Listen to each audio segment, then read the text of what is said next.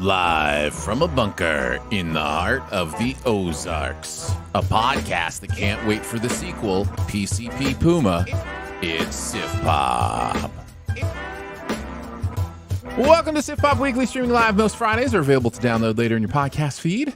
Unless, of course, you're a patron. The patrons get perks.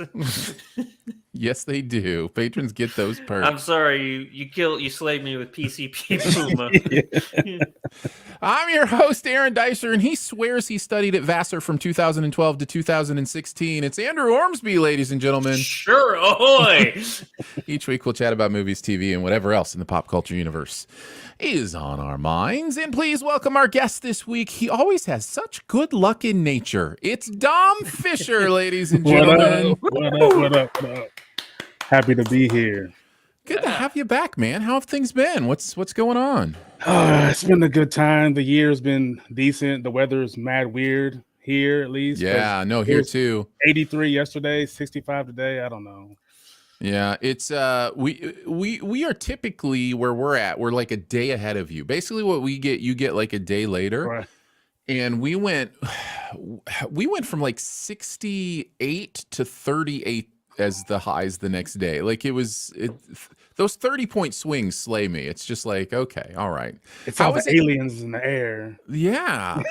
I'm just like, what is, you would think it would take like a giant storm to create that kind of change. And no, it's just a little bit of rain. Just a little bit of rain comes through, changes the temperature. Whatever. Well, it's good to have you back, and we're excited to chat with everyone today about a couple movies. Cocaine Bear, produced by Lord and Miller, and directed by Elizabeth Banks, and Sharper from Apple TV Plus. We're going to talk about those today. We're going to do best ever bear movies for the best ever challenge, and then of course we'll do a little buried treasure at the end as well. Also want to remind you before we get into it, do not forget to get your picks in for Sposkers. Yes. Sposkers is coming up the weekend of the Oscars, and you can go to siftpop.com, click on where it says Sposkers, and you can make your picks and then tune in live during the Oscars for a watch along. We go live on Oscar night. Watch the show with you, and then update in real time the leaders and those kind of things. So we have a good time. Since we've started doing this, the Oscars have had insane moments, and it's clearly because we are watching them live. I don't know if anybody will announce the wrong winner. I don't know if anybody will slap anybody this year, but I do know we're going to have a good time. So yeah, we will catch you then. But wanted to remind you that. Again, go to siftpop.com and just click where it says Sposkers and get your picks in. All right. That's long enough to wait to get into Cocaine Bear. So let's do it. Let's talk a little bit about Cocaine Bear. An oddball group of cops, criminals, tourists, and teens converge in a Georgia forest where a 500-pound black bear goes on a murderous rampage after unintentionally ingesting cocaine. We are going into this movie under the assumption that it is based on a true story. Just to be clear, the true story is that cocaine did fall in the forest, a bear did eat a bunch of it, and died immediately. Nothing else is true about what is taking place in this movie. This, as mentioned, is a Lord and Miller production. Elizabeth Banks is directing it. You'll see Kerry Russell in there, as well as Alden Ehrenreich, and Isaiah Whitlock, and many others you may recognize. What did you guys think about Cocaine Bear? Did you like it, love it, dislike it, hate it, or it was just okay? Dom, kick us off. I was actually on the high side of like. It's crazy. It's super crazy. And just the fact that I get to say Cocaine Bear and no one can look at me crazy anymore, it kind of feels good. Right. Andrew, did you like it, love it, dislike it, hate it, or it was just okay? I really did not like it. Okay, low side of didn't like it. Yeah, close to hating it. Ooh, close to hating it. Dom really, really liking it. Well, who's there to break the tie? Anybody want to break the tie on Cocaine Bear? I don't know. Aaron, do you? I'm on the low side of just okay. Very close to not liking it. This movie didn't do it for me, but I don't think I felt as strongly negatively as it appears you do, Andrew. But Dom, you like it more than we do. So sing its praises. Sing the praises of the bear. I think I just love the fact that it's purposely absurd, and anytime that I get like kind of a raunchy-ish type film with a kid saying things like "we're cokeheads now," I love it. It's it like I don't know what it is. Maybe it had a weird upbringing. I don't know, but and of course, part of it takes place in Tennessee, so I gotta represent for Tennessee a little bit. There you Sure. go. And no, I just really love that, like the little gags that they do, like O'Shea's character, being fresh shoes, new shirt, and then while he's trying to find cocaine in the woods, is constantly worried about, oh no, my favorite shirt, oh my new shoes. I love things like that. And fun fact, the bear in real life, they named it Pablo Escobar, and you can go see it at the Fun Mall in Kentucky. Yep, it got stuffed. It did. Yeah. Absolutely did. Did they put like a powdered sugar around his face, Apparently people come and bring gifts to the bear and leave it at his feet. He's got a crown on his head. Wow. How you said you're from Tennessee, like how close were you to like Chattahoochee and everything? Oh man, I'm dead smack in the middle in Nashville, so all that stuff is like hours drive from me. Gotcha. But it's a story that does kind of make sense, because a lot of people go vacation in Gatlinburg, which is up in the mountains, and black bears are seen all the time, and they normally don't do anything, which is kind of what makes this so funny. Like they say in the movie, black bears normally don't attack people, but this one happens to go on a rampage and slaughter as many people as he can find, or she can find. Yeah. How Dom? How do you know it was? How do you know it was a female? How do you know Cocaine Bear was a female? Do you care to share? We'll let you find out in the movie. Yeah, I think this movie accomplishes what it sets out to accomplish. Unfortunately, I think it sells itself short. I think it set out to accomplish something that is just kind of mind-numbing for me in many ways. I think if I'm going to give the movie props, I have to give it props for a couple of scenes where its tone really jives with what it's doing. Specifically, I think the bathroom fight scene is one of them. A scene that doesn't involve the cocaine bear, by the way, but kind of works. And I think that has to do with the characters, the spirit of what they're doing there. And then the other one is the park ranger office scene leading into the EMS scene. I think that scene really works too. And it allows because this movie is bonkers, right? Like it's straight up bonkers. It's really? It's pretty tame. it's intentionally so.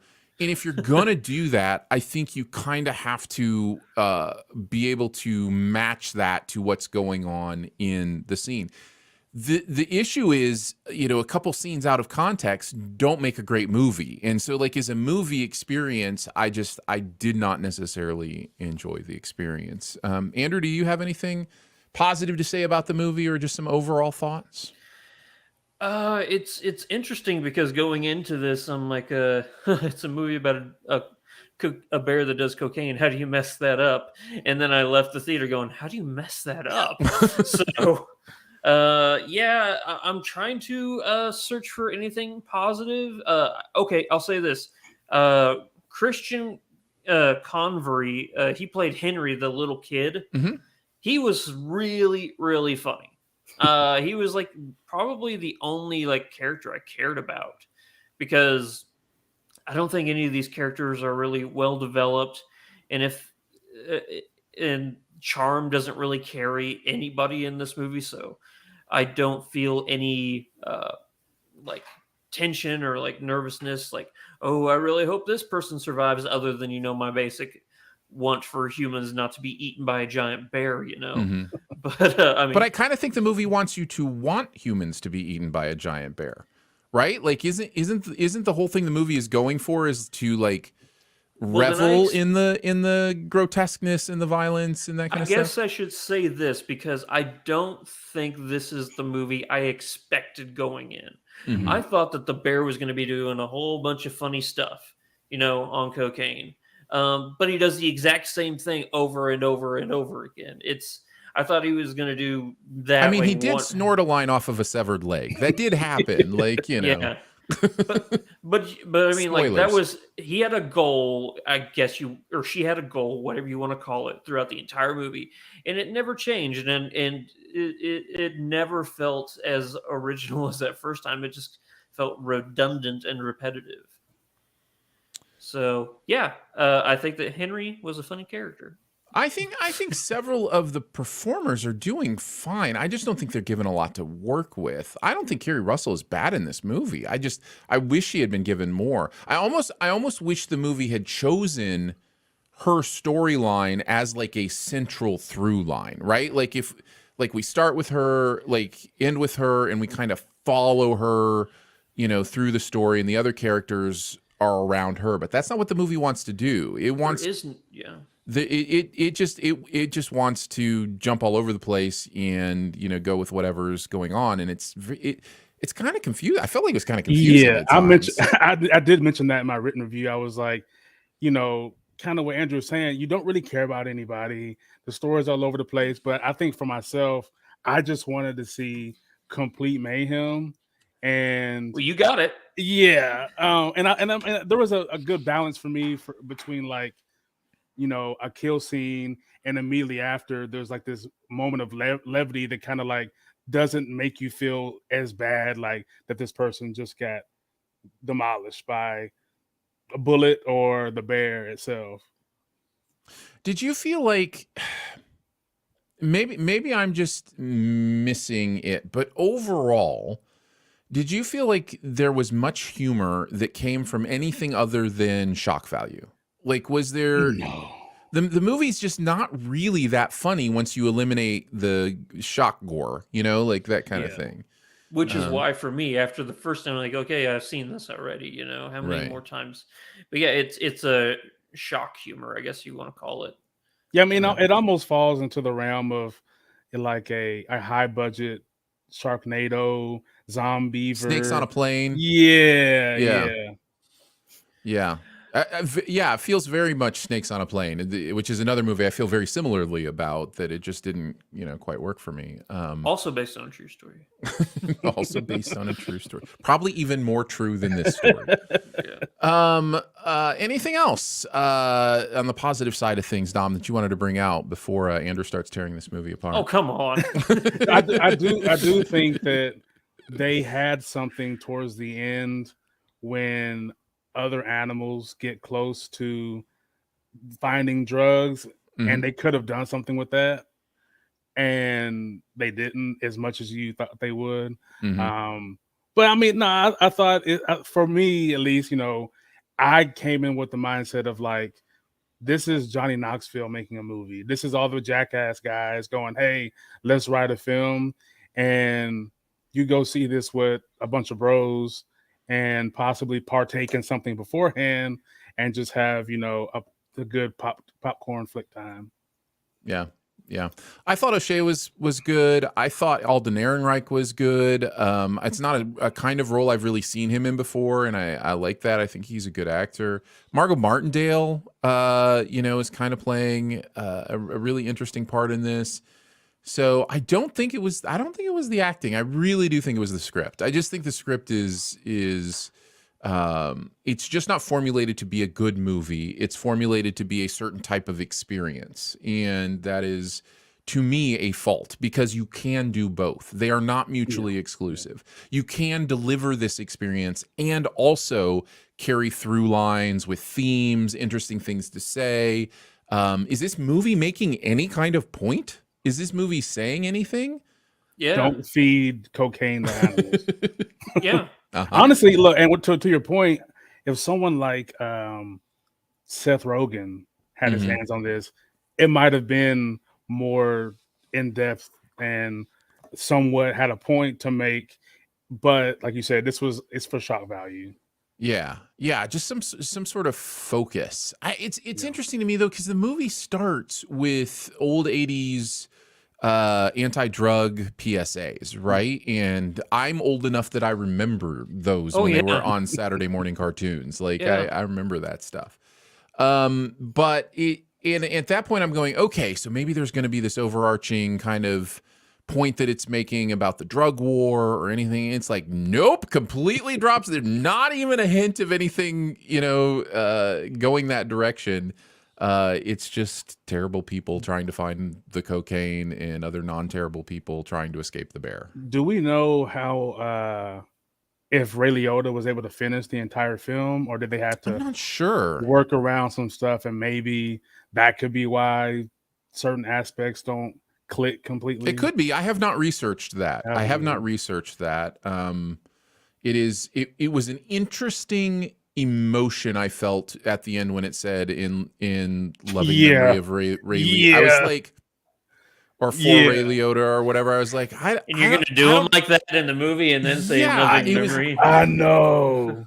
because there's a world for a lot of people who watch this movie who may not even realize he's passed on and think that's a joke. Like, you know what I mean? Like there is a world where somebody sees that and laughs, right? That's because, it's like, oh, haha, like, he died in the movie. But it's a weird movie to put that tag on right after it finishes up, for sure. That was a little weird to me. Andrew, some thoughts? I don't think this movie is paced well at all. And I think it's because we have so many different story arcs that we're trying to keep track of that it feels it has to give each and every single one of them its time. It just doesn't flow. It's edited like somebody who was on cocaine. It just goes, oh, I gotta tell this story. Oh, now we gotta go back to this one. So yeah, performances. Yeah, I agree with you, Aaron. I don't think that it's any actor's fault. I think it's more of like what they were given, because if you look at each of these characters, honestly, like look each and every single one of them, they have one defining factor about them, and that's all the character development they have. Yeah. Carrie Russell's a nurse. Alden Ehrenreich is sad because of his wife. O'Shea likes clean clothes. Ray Liotta likes drugs. Isaiah Whitlock Jr., who is the detective who wants a dog. Is that your single like character arc, or painting rocks or getting the girl or falling in love with the other park ranger guy? Yeah, it's just like every single one of them is like, here's your one thing. You're a real person now. You're a real boy. And it just didn't work for me at all. I want to find something good to say about this movie, but nothing either stood out like impressively enough for me to say this, or I just didn't like it. Well, you mentioned that the characters being so shallow, that creates very shallow moments. Like there's a moment in this movie where a character all of a sudden is a bad guy, not a good guy. I don't know how to say that without spoiling too much, and I hope you know who I'm talking about. And it comes out of nowhere, and it's almost like it came so far out of nowhere. I was almost like, wait, is the movie saying what I think it's saying? Is it like, and so because there's not any investment in any kind of through lines, that kind of stuff just comes off as almost confusing many times. The other thing, even with the exuberance and extremeness of the violence or the kills or whatever you want to talk about, I'm not so sure the effects in this movie are all that good. The bear's terrible at times. It's very gumby. It's and I get it. I visual effects are hard right now, and visual effects artists are overworked for sure. But it's for a movie whose one card is look at the crazy bear murdering people. It didn't do a great job at making me believe that was an actual crazy bear murdering people. So yeah. Yeah. Dom, did you have any other things, maybe negatives about the movie that you wanted to mention, or anything actually? I mean, I guess the one thing I did that kind of stayed with me was the CGI of the bear. I can suspend belief, but it did kind of give me the Joe versus Carol effect. I don't know if you watched the series on, I think it was on Peacock, and all the animals kind of look the exact same way, and you're like, I mean, I get it, but like I kind of want it to look better. So, I mean, I think the best the bear looked was coming out of the shadow, and then Oh yeah, that's probably the but then best again, shot. he was coming out of shadow. That's how Exactly. That's how you hide bad Yeah. CGI. Yeah. So that's probably my biggest issue. All right. I think we can wrap up. I think if there's one final thing that you guys have that you want to mention about Cocaine Bear, now would be the time. 2 Andrew. mid-credit scenes. 2 mid-credit scenes. That is correct. Yeah. Yep. Dom, any final thoughts? Don't give cocaine to your pets. Fine. How much do you do? I think a spoonful. I think a teaspoonful. I think you just eat it. Oh my goodness! When I was like, oh no. I can't believe they went through with that scene. Yeah. This is not a movie where I think I'm able to say that sentence with a straight face. I can believe this movie would go through with any scene for sure. All right, there you go. That is Cocaine Bear. It is not a recommend from Andrew or I, but it sounds like Dom would recommend. And I imagine in a way of, hey, if you want to go see a poorly rendered bear kill people, I know the movie for you. It's called The Revenant. It's called The Revenant. All right, let's move on to the next movie. Let's talk a little bit about Sharper. A small, wealthy family in New York City gets progressively torn apart by secrets, lies, and the theft that orchestrates all of it. Sharper is on Apple TV+. It is Julianne Moore, Sebastian Stan, Justice Smith and Brianna Middleton, and John Lithgow, kind of the main 5 characters in this movie. What did you guys think about Sharper? Did you like it, love it, dislike it, hate it, or it was just okay? Andrew, kick us off. Low side of okay, teetering on high side. I didn't like it. Okay. Dom, like it, love it, dislike it, hate it, or it was just okay? I thought it was just okay. Just okay. Unfortunately, I get to be the cheerleader on this one. I was really close to loving this movie until the end, and even then, I really, really liked this movie. I think a lot of that, and I'll go ahead and talk a little bit about that. I think a lot of that has to do with this is just the kind of movie that really hits well for me.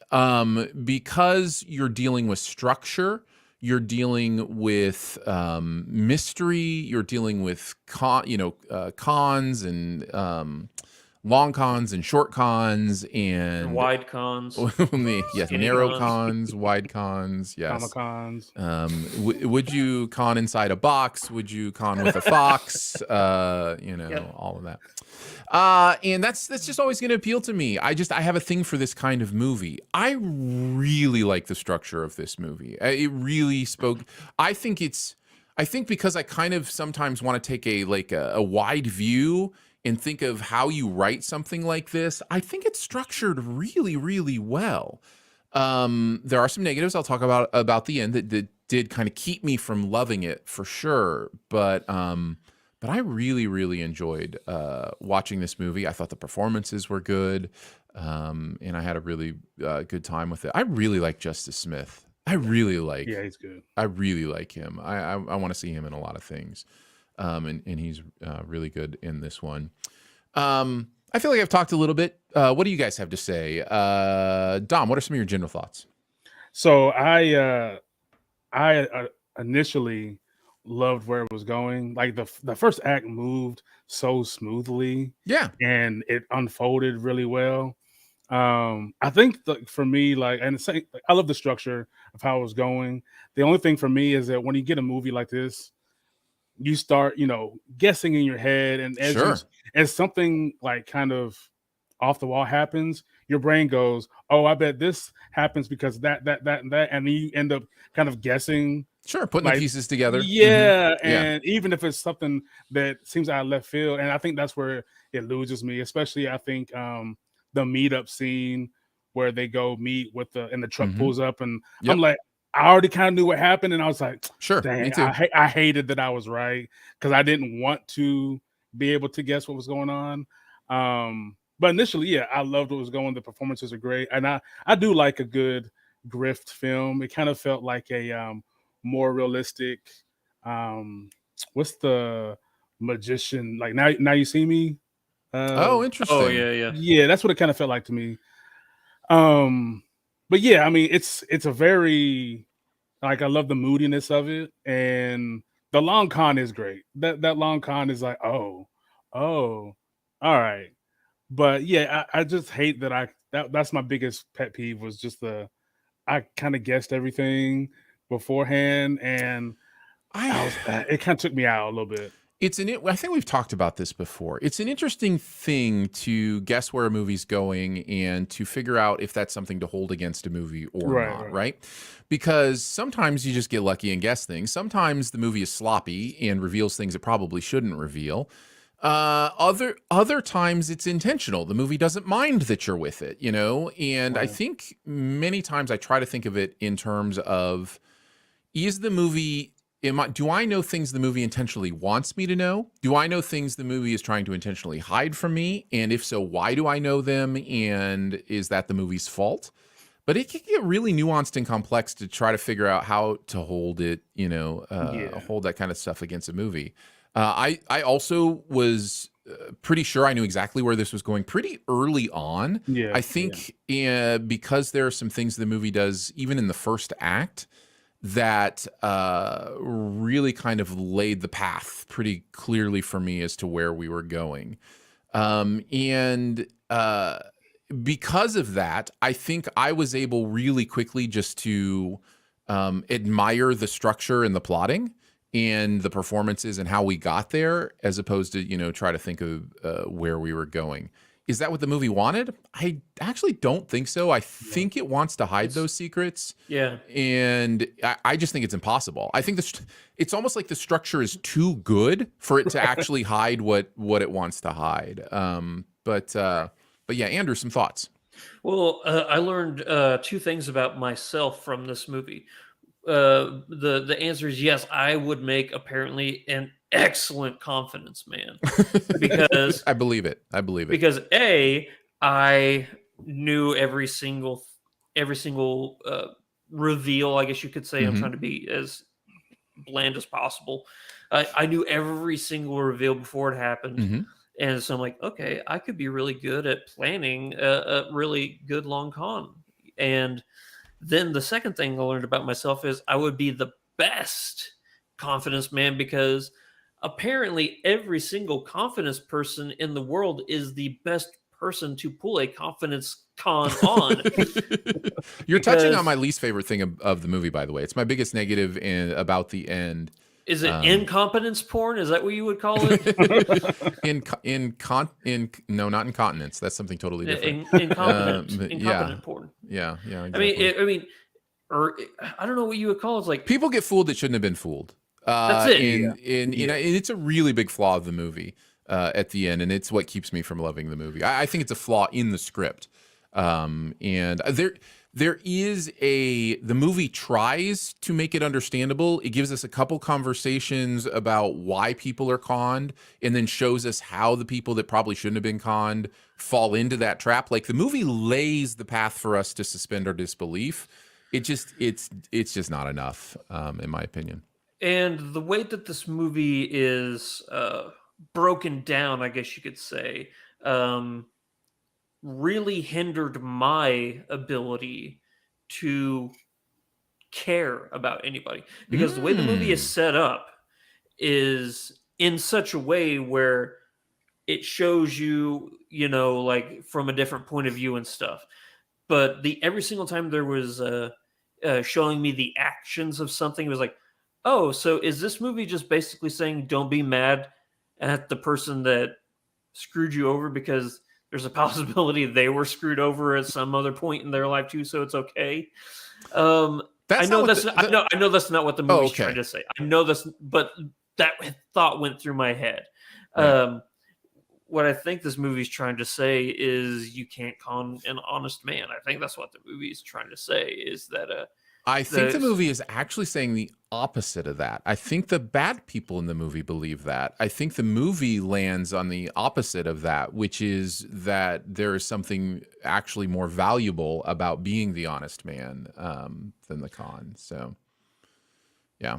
Yeah, well, I guess I was trying to say the same thing in just a different way. Sure. But yeah, performances. I think Sebastian Stan is weird in this movie. Oh, you don't like him?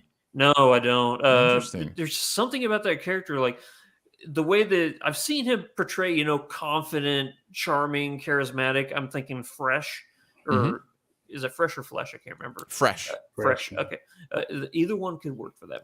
Sure could. But I've seen him play that, that charismatic, charming guy, and here,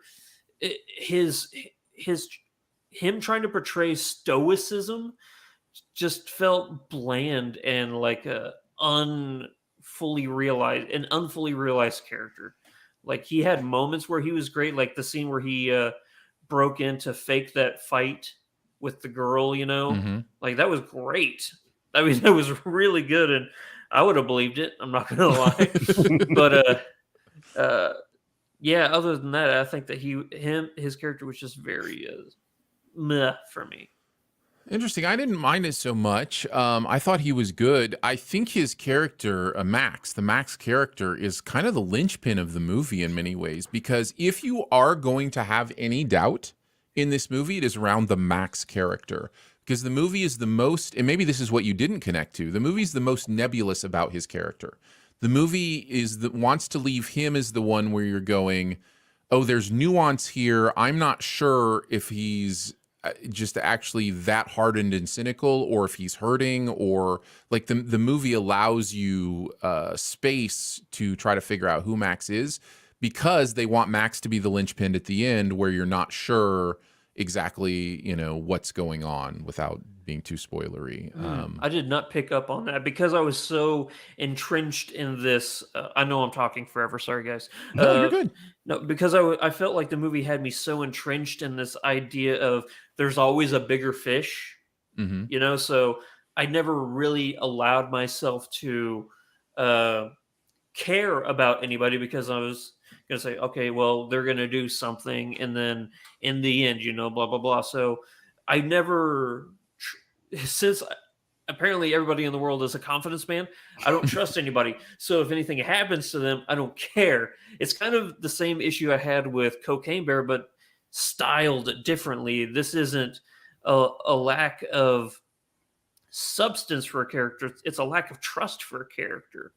Like, I'm afraid to trust anybody in this movie. So when something happens, I don't retroactively go, oh, that's sad. Yeah, I think, go ahead, Dom. I was gonna say, I think that's kind of what I like, though, is the fact that it kind of makes you think about all the rom-coms you've seen. They could easily be turned into, is there ever really a meet cute that actually really happens, or are you always being conned by somebody, whether it's con for a dinner, con for gifts, con for whatever? Is it ever really like honest and, oh, we bumped and we brushed hands because she dropped her whatever, and then we started dating, and then we broke up, but you realize I spent $10,000 on gifts on her, and you know what I mean? So it makes it feel like you said, you can't trust anyone, because in real life, can you really trust anyone? Well, very early on, before the movie reveals its hand, even the line is, "How do I know this is real?" And you're right. The movie is that's one of the themes that's really dealing with. How do you know what is real, relationally or the world around you? Have either of you seen The Brothers Bloom? It was Rian Johnson's second movie that he made. It has been a long time since I've seen it. So this kind of falls into the same pit hole that I associate with Brothers Bloom, of the conception of it all. Just wears down, and the I love that you accidentally created a real word, conception, but yes, continue. Con-ception, or I'm hyphenating it like we did last week. Yeah. Yeah, but the con-ception of it all just got played out for me after a while. And it was the thing I loved most about the movie. So that makes sense that if that doesn't work for you, if it doesn't work for you, then it's really not going to work for you, because the movie hinges on it, right? And to me, it's the thing that saves the movie from being the typical, oh, I've kind of got figured out everything that's going on here, let's just get to the end, is the interesting and I believe fresh way it's telling the story.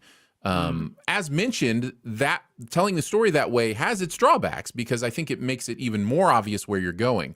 I think if you're paying attention, I don't know how you get through the first section of this movie without knowing exactly, if nothing else, where our allegiance will lie by the end of this. It's really good at that. And for me, that whole structure allowed me to just admire. So I just admired this movie all the way through. But like you said, in the first blah, blah, blah minutes, we know exactly where our allegiances lie. And then we don't see that allegiance lying character until the very end of the movie. So, I mean, about 2/3. But yeah, in that reveal, I mean, I knew it was coming. It was one of most of the reveals that I knew was coming. But yeah.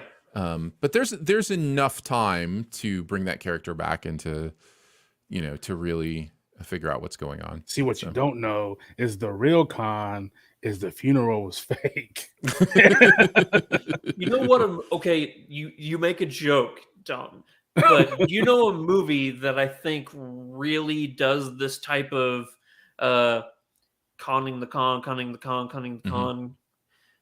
Wild Things. Because Wild Things is making a mockery of that type of, the reveal. Like it gets silly with itself. You think you're getting into this, like sexy, crazy romance movie, and then all of a sudden Bill Murray shows up and you're like, wait, what is this movie I am watching now? But I think I think that having the movie be self-aware of its tone really elevates a movie that deals with this type of format. Yeah. I can understand that. Any other thoughts? Dom, do you have any other thoughts on Sharper? It made me think, like, have I been conned before? I don't. Was that kid that I gave money for basketball? Was it really for basketball? I don't. Was this candy actually from some organization, or he just buy it at the dollar store? I don't know. See, guys, I wanted to tell you about this great business opportunity. If you get 5 people to sign up, just 5 people. It's a valid question, and I think the answer is sure. We've all been conned, and at some level or not, there are people conning who don't really. They wouldn't put it that way, but they, if they were to self-examine themselves more, would realize they are, doing something false to receive something they want. You mentioned relationships. Figuring that stuff out in relationships is really difficult. Because at our essence, we're all selfish. We are all literally the center of our world. Everywhere I go, there I am. Like I am the most important thing in my own world, just by definition.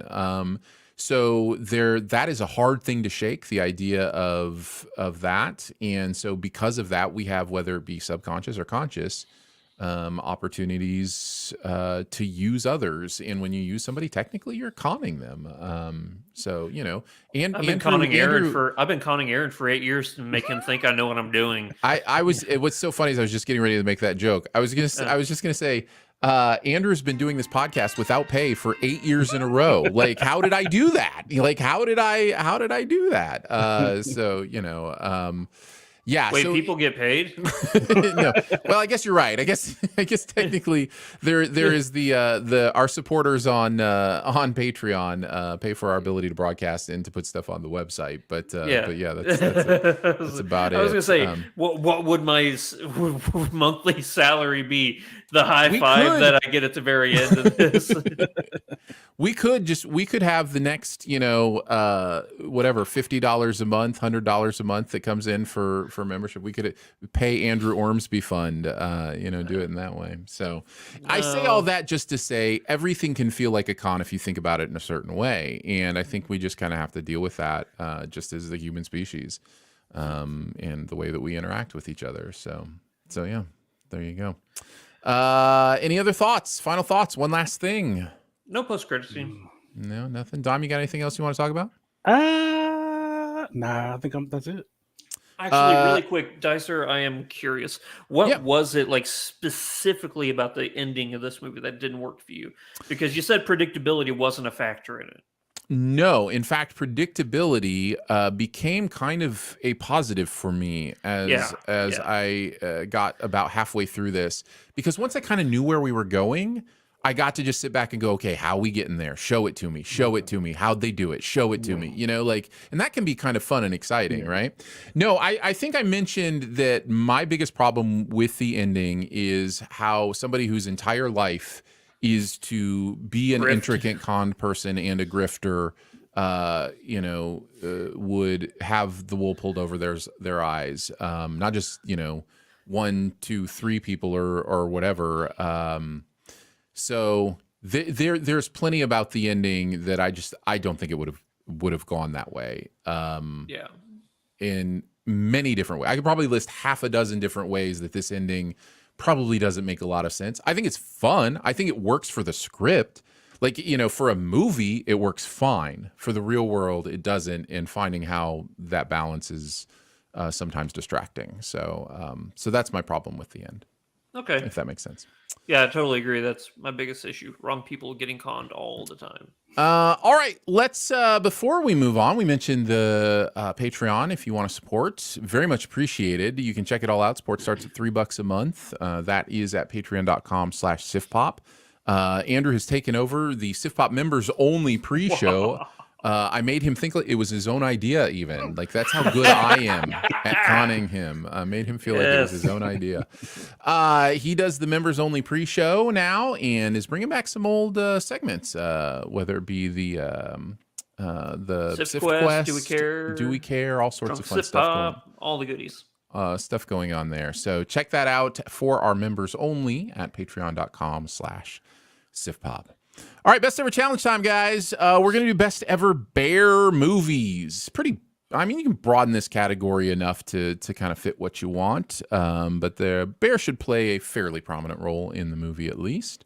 Yeah. What do you guys, we'll go number 5 to number 1. And of course, if you've got it higher, make sure and mention it so that we will. We will trump that, and we will wait to talk about it to whoever has it at the highest. I'll kick us off with my number 5. Let's do it. I have at number 5, The Muppet Movie. Foggy Bear? Fozzie Bear. Yeah. As opposed to Fuzzy Bear. It's Fozzie Bear. Yeah. So yes, I really enjoyed the Muppet Movie. It would be easy enough to do Muppets Christmas Carol if I wanted to. I like both of them pretty much the same, but I usually go with Muppet Movie because it was the first, and it kind of proved, was a proof of concept for this kind of movie, and is really impressive stuff. So really dig the Muppet Movie. That is my number 5. Dom, why don't you go next? What's your number 5? My number 5 is Ted. Same. Oh, nice. You both had Ted at 5. I had it in honorable mentions. Yeah. Yeah, I mean, I have a soft spot for, raunchy, super high, vulgar type movies. That's my popcorn film. That's the one I want to sit around with my friends. And, those are the ones that end up being the quotable things that you say back to your buddies out of context that no one understands. And then when you get like this overly done, over the top, thick Boston accent, it's just hilarious to me. It is funny. Ted it is a really funny movie. It took me off guard how much I enjoyed Ted. It's very, very funny. Andrew, did you have anything you wanted to say about it at number 5? No, but just to clarify, my entire list is going to be a little bit different from yours because my list is a movie predicated around bears, not just like featuring a bear in it. Okay. So just wanted to clarify that for my list moving forward. Okay. As for Ted, totally agree. The New England accent on a teddy bear, it's like the exact opposite of everything that sounds adorable. It's such a funny movie, and Mark Wahlberg is great in that movie too. Like if he's not selling those interactions with Ted, the movie doesn't work. So yeah, I like it a lot. And I really want to know how he did that rapid fire of the names. I feel like that's impossible. Oh, the Tammy Lane. I don't know how we did it. Lots of practice. Hey, I mean, yeah, he's a rapper, so didn't you watch Sharper? Practice. It's all in the practice. Yeah, you can learn a language in like 6 months. You can learn a language in 6 months. If you do absolutely nothing else. Possibly. All right, let's do our number 4s. My number 4 is Annihilation with the Nightmare Bear. Oh, God.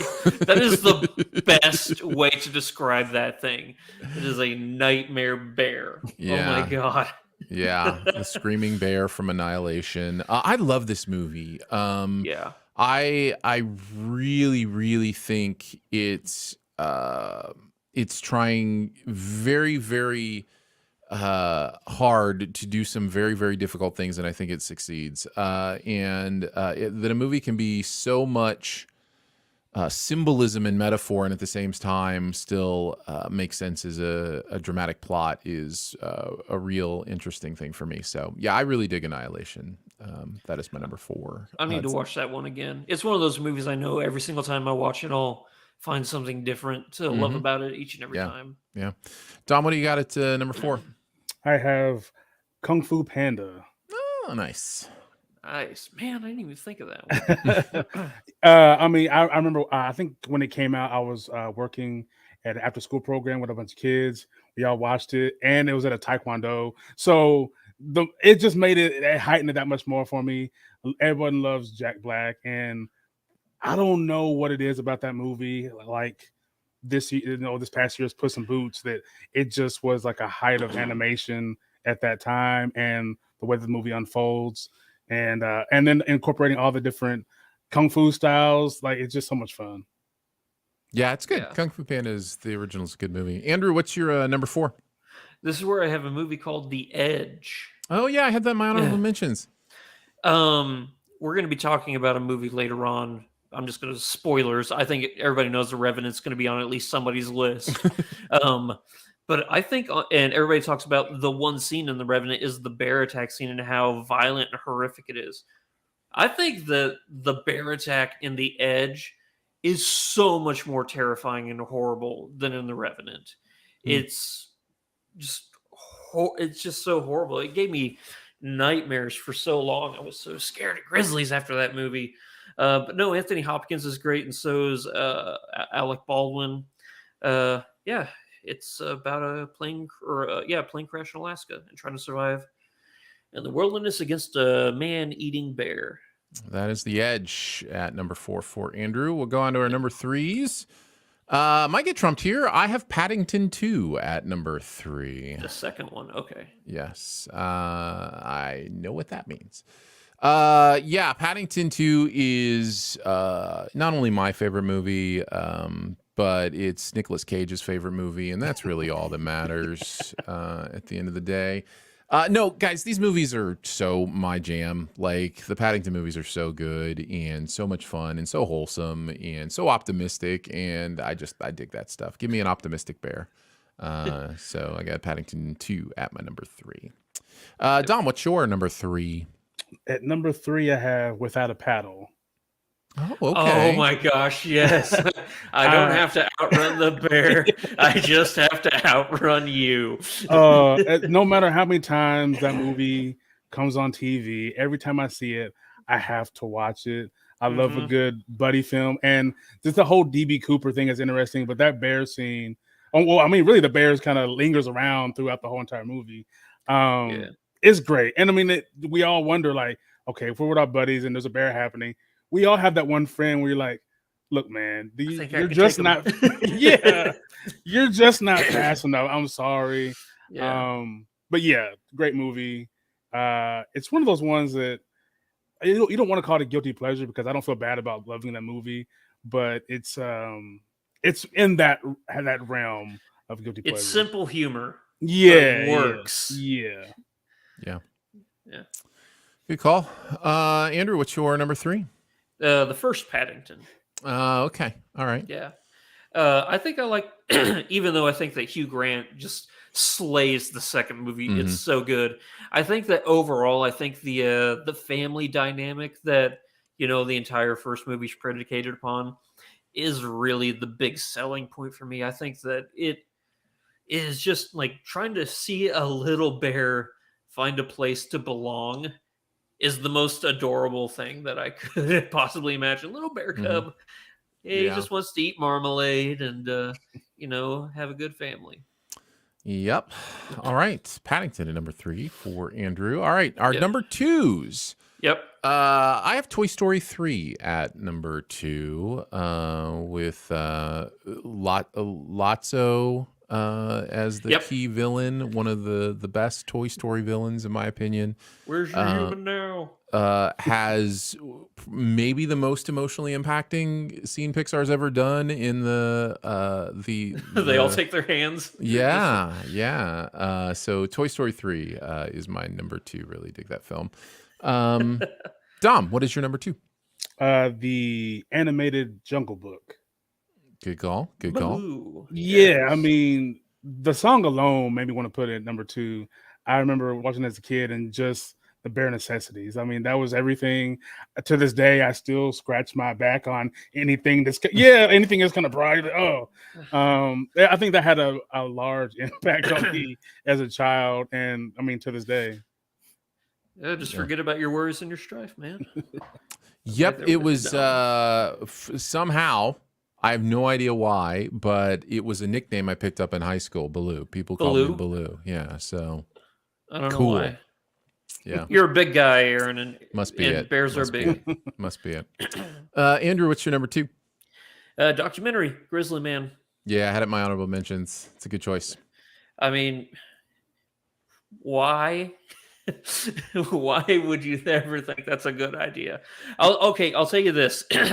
Should the guy have ever been out there? Absolutely 100% not.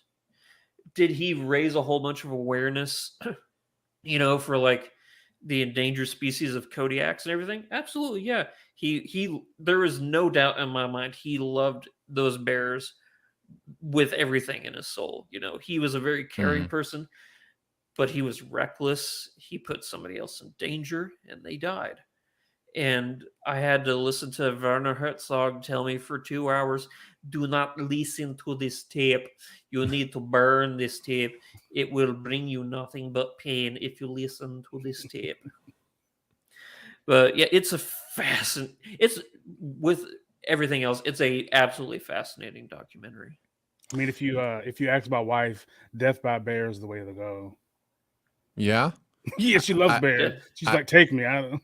Just going to go ahead and disagree. Just Yeah. going to go ahead and Right.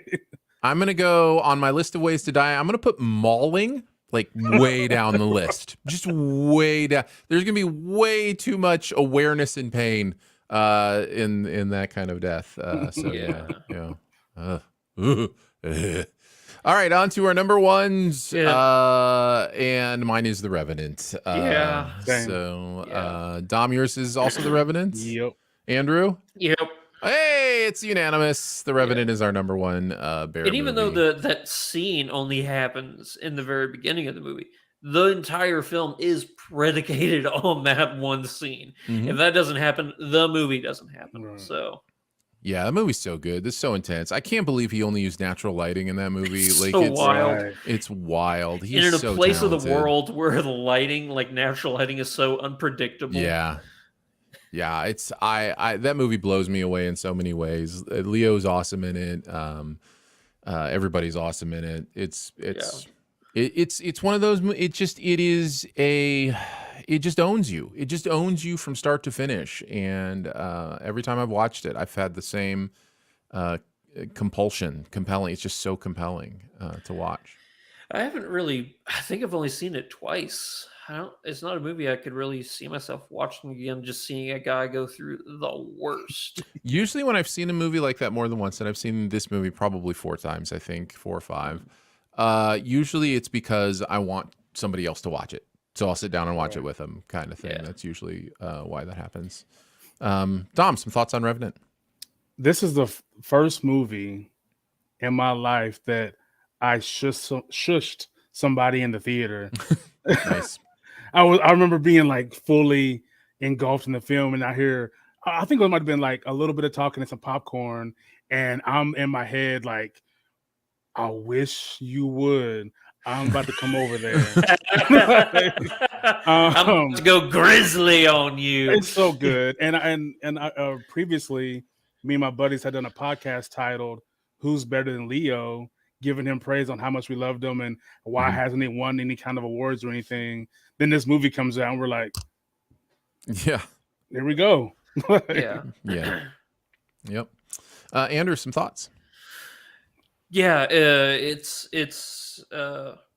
a, what would you call it? It's Masterpiece? a feat. It's a masterpiece, but it's a feat in filmmaking to have a movie done like this. He's an artist, so yeah, I expect nothing less than an entertaining movie whenever I watch one of his films, and this did not disappoint. It's crazy. Hugh Glass, you could tell people like, oh, this is based on a true story. They're like, yeah, right. And you're like, no, this is based on a true story. The only difference is he didn't go to kill those guys. He went to forgive them. So I would be interested to see that movie too. It's truer than Cocaine Bear. I'll tell you that. Yeah. All right, there you go. There's our top 5. Any honorable mentions? Dom, did you have any others you wanted to mention?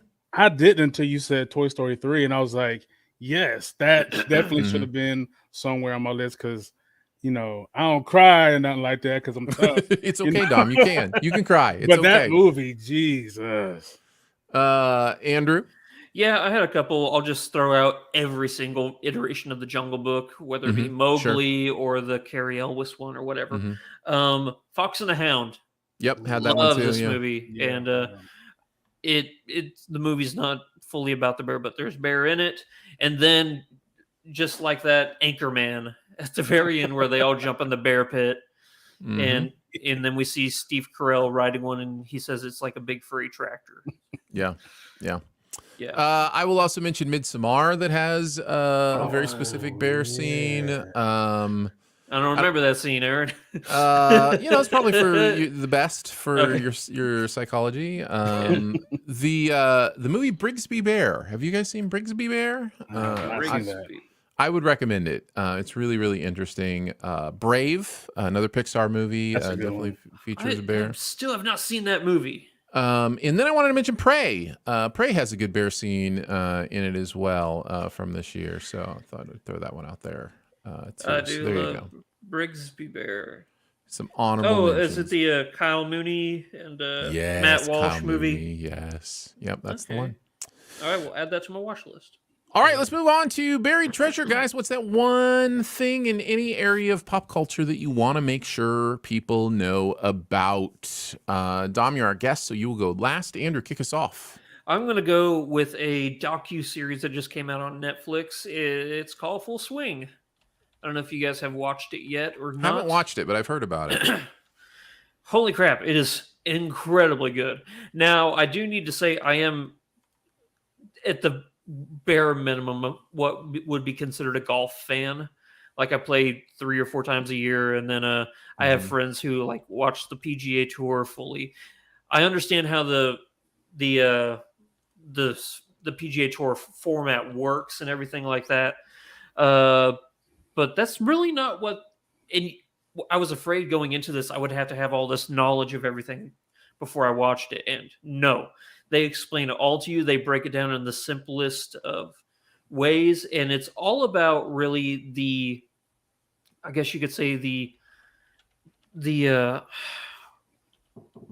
the democracy, or not the democracy, but the governmental properties of how golf works. Because there's the PGA Tour, and that's the tour, but now there's a new golf league out there called Live.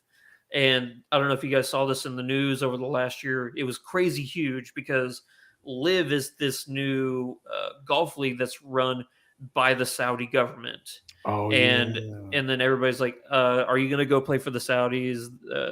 Because it's directly financed by the same like people that killed that one reporter, you know. And the Tour said, if you guys go play for Live, you are not allowed back on the PGA Tour. So it's all about like each episode is like following a different golfer and like where they land on like deciding on to go to Live or not. So yeah, it does have, you know, Rory McIlroy and Tiger Woods are in this, but really it's about this newer generation of golfers coming up and where they decide, like, are they going to stay with PGA Tour or not? It is very fascinating. I enjoyed it. I watched the entire thing in 2 days. Yeah. I've heard good things. I just haven't been able to dig into it yet. So we'll see if I get a chance to. My buried treasure is one I hesitate to call treasure because I actually didn't like it that much. But I think it's a lot of it is a me thing. It's just this 2 weeks in a row you're recommending something that you don't want to recommend. I very clearly don't call this a recommendation section of the podcast, because you know you can find treasure that you don't like. That is true. That's very true. This will be somebody's buried treasure. And I honestly don't know how buried it is, but I saw Infinity Pool now that it's available for rent or purchase digitally. And this is Brandon Cronenberg's latest, who also did Possessor, which I had pretty much the exact same reaction to, which is Brandon Cronenberg is probably the director whose visual style and movie making is the most technically sound and interesting to me, who just decides to make movies that are not my kind of movie. And that's not meant to be any kind of like passive aggressive backhanded compliment kind of thing. He's so talented. His interests aren't my interests, and his desire to really go body horror and those kind of things just isn't up my alley. But I will tell you, Infinity Pool is a really interesting sci-fi concept, and I really, if this is a different movie in what it's interested in focusing on, I think I absolutely love it. But yeah, it's just not quite for me. But Infinity Pool wanted to mention that I had seen it. So well, you know, he's the son of David Cronenberg, so yes, you can't expect him to go and make Paul Blart honestly. Mall Cop, you know, it comes by honestly, for sure. Yeah. All right, Dom, what is your buried treasure for the week? Well, this might rile up some listeners, but the DCEU will never be as good as the MCU. I'm sorry. I'm sorry. Hurt Andrew's feelings. I just feel like they're so far behind now, but they can't write the shit. They're trying too many things. They do something, they take it back, they go this direction, that direction. I just feel like it's all over the place. There's no continuity, and even with James Gunn at the helm now, I just don't know if it's ever gonna be what it was supposed to be in the very beginning stages. Mm-hmm. But yeah. Did you watch something from the DCEU that made you think that, or no? I think what really first. So this is just like a hot take. Then you're just giving us like a hot take. Okay. Yeah, I mean, just all the news coming out, the fact that they made a whole was it Batgirl movie, and then decided that it wasn't watchable. That makes no sense. You spend that much money and don't put it out. We've seen movies that are bad and they put them out. Like, why can't you? I don't know. It's irritating as a comic book fan, and I know that they're chasing the MCU. They can say they're not, but they are, and it's just not going to happen now. So Dom's buried treasure. He's going digging for the hate mail that he's going to receive from the DCU fans. I don't know that you're wrong. Ever is a long time, and it's amazing how quickly things can change sometimes. And it takes a couple bad movies from Marvel and a couple good movies from DC, and who knows where we're sitting. I don't know. Marvel still has the X-Men in their pocket. Doctor. Yeah, but what if they blow it? What if they make a terrible X-Men movie? They could. Yeah. I have very strong faith in Kevin Feige. Well, he's not going to be around forever either. That's true. That's true. So, but I don't think I've ever seen any kind of I can't say that either. But I'm dying on this hill. There you go. All I'm gonna say, Tom, is that it was 63 years in between when the Wright brothers took their first flight to when we landed on the moon. 63 years. If we can do that in 63 years, we can make a good DC series. That's right. Because we are putting so much more money into comic book movies now than the actual space program. So that is way more possible. Amazing. Well, there you go. Some thoughts from Dom on Marvel and DC. Infinity Pool is available to rent and purchase, and Full Swing is available on Netflix. We did it, guys. We did a podcast. Yeah, congratulations. Very impressed with all of you. You nice. did really good. Thank you so much for joining us today for Sif Pop. It is part of the Studio DNA Podcast Network, and you can find out more about other shows on the network at studiodna.media or by searching Studio DNA in your podcast player. Huge thanks to Andrew for hanging out again today. Thank you, buddy.